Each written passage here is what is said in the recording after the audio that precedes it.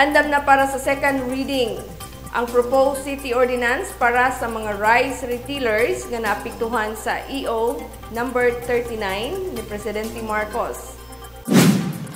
Nagmalampuson nga gipahigayon ang public hearing sa Committee on Commerce, Trade and Industry and Economic Enterprise tubag sa memorandum sa Department of Interior and Local Government kun DILG di nanawagan sa tanang political leaders nga suportahan ang mga rice retailers nga naapektuhan sa Executive Order number 39.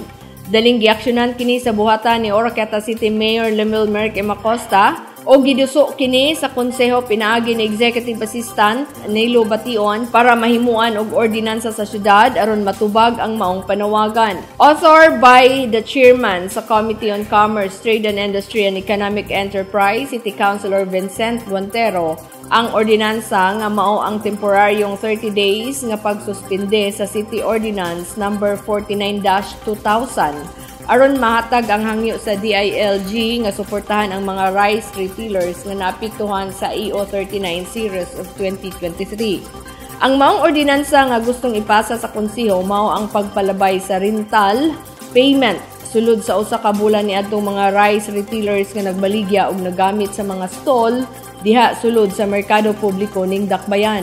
Pasalig ni Guantero nga maimplementar kini sa bulan sa January. Human kini mapasa sa final reading. Aron kini mapagaan og mahulipan ang alkansi sa mga micro rice retailers tungod sa kalit nga pagpahamtang sa price ceiling sulod sa nasud.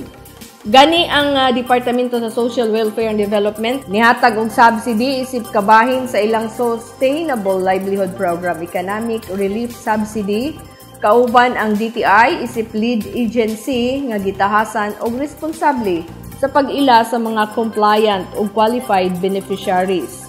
Adunay 38 ka mga rice retailers ang midawat sa subsidy dinhi sa Oroquieta City, apan bisan pa nga nakadawat sila sa maong subsidy, nakita nga dili igo ug dili ikatandi sa dili maayo nga pinansyal nga mga sangputanan nga ilang giatubang karon.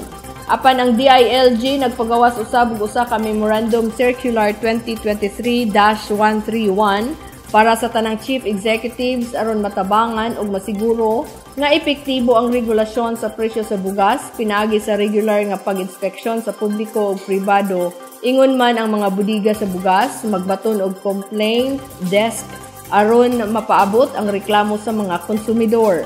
Magbutang og timbangan ng bayan og mag-deputize sa mga opisyal sa barangay, lakip na ang mga non-government organization aron hugot nga pagmonitor aron makita og mabantayan ang pagtaas sa presyo sa bugas.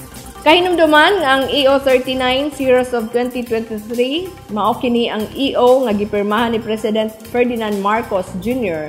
nga miepekto ni adtong September 5 human sa kalit nga pagsaka sa presyo sa bugas dinhi sa nasud. Ang EO 39 nagmando nga paubsan ang mga locally produced nga mga bugas ngadto sa 41 matag kilo ang regular milled rice samtang 45 per kilo sa whole milled rice.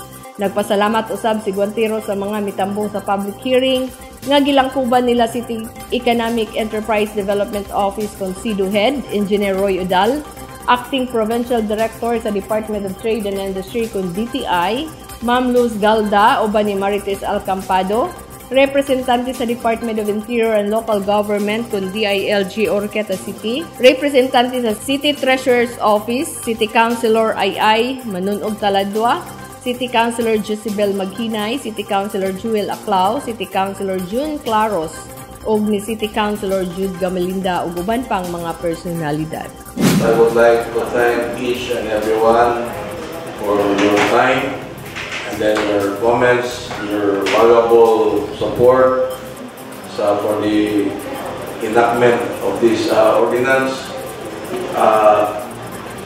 This will give help. Dili lang kay ang LGU mo yung nagtawa, kundi kitang tanan because of the enactment of which you are part of it. Hatag punta o share na atong matabangan na atong mga retailers of rice. No?